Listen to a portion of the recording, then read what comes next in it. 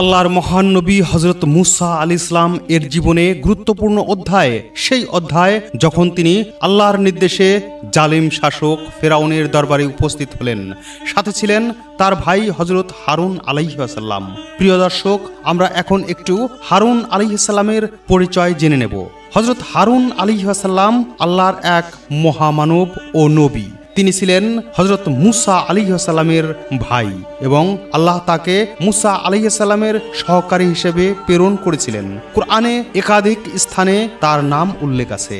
আল্লাহ তাকে বক্তৃতা ও সুন্দর ভাষা দানের মাধ্যমে মানুষকে বোঝানোর বিশেষ মর্যাদা দান করেছিলেন। মুসা আলাইহিস সালাম ফেরাউনের দরবারে যাওয়ার আগে বলেছিলেন, হে আল্লাহ, আপনি আমার ভাই হারুন আলাইহিস সালামকে নবী করে আমার সহচর বানান, কারণ আমার কণ্ঠে জড়তা রয়েছে আর আমি মানুষকে ভালোভাবে বুঝাতেও পারবো না, সে কারণে কাজটি আমার ভাই হারুন করবে। আল্লাহ তখন হযরত হারুন আলাইহিস সালামের সাথে নেওয়ার আবেদন মঞ্জুর করলেন।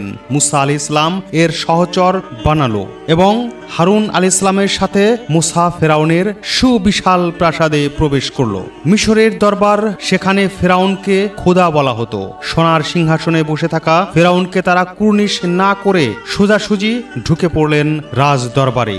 বললেন, হে ফেরাউন, আমরা সমগ্র জগতের রবের পক্ষ থেকে প্রেরিত রাসূল। তুমি আল্লাহর ইবাদত করো এবং বন্দী করা সকল ইসরায়েলীকে আমাদের সাথে যেতে দাও। তাদের একমাত্র খোদা ফেরাউনের সামনে এভাবে কথা বলার সাহস? কিছুক্ষণ স্তব্ধ থাকার পর ফেরাউন অহংকার ভাব নিয়ে বলল, তোমার রব কে? আমি তো মিশরের প্রভু, মিশরবাসীর খোদা। দাম্ভিক সুরে বলল ফেরাউন। মুসা বললেন, আমি আল্লাহর নবী এবং আল্লাহই আমাকে পাঠিয়েছেন তোমাকে সতর্ক করতে। মুসা আলাইহিস সালাম ও হারুন আলাইহিস সালাম আল্লাহর নবী। ফেরাউন অবিশ্বাস করলো এবং বলল, তুমি আল্লাহর নবী, তার প্রমাণ কি? আল্লাহর নির্দেশে মুসা আলাইহিস সালাম তার হাতের লাঠি মাটিতে ফেললেন। মুহূর্তে তা জীবন্ত এক বিশাল সাপে রূপ নিল, যা ফোঁস ফোঁস শব্দ করে মাটিতে ছুটে চলল। তা দেখে সমস্ত দরবারের লোক ভয়ে এদিকে ওদিকে ছুটাছুটি করতে লাগলো। ফেরাউনও ভয়ে কেঁপে উঠল। তারপর তিনি বগলে থাকা হাত বের করলেন।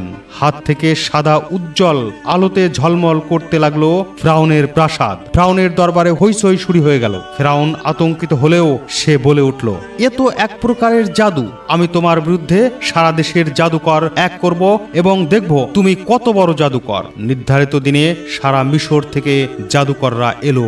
লোকজন ভিড় জমালো যেন এক বিশাল উৎসব। জাদুকরেরা মুসাকে বলল, তুমি আগে তোমার জাদু দেখাবে না আমরা আগে দেখাবো? মুসা বললেন, তোমরাই আগে দেখাও। তারা দড়ি ও লাঠি নিক্ষেপ করলো। তা জাদুর প্রভাবে সাপের মতো নড়তে লাগলো। মুসা আলাইহিস সালাম এর অন্তরে সামান্য ভয় লাগলো, কিন্তু আল্লাহ বললেন, ভয় করো না, তুমি বিজয়ী হবে। তিনি তার হাতের লাঠি ফেললেন।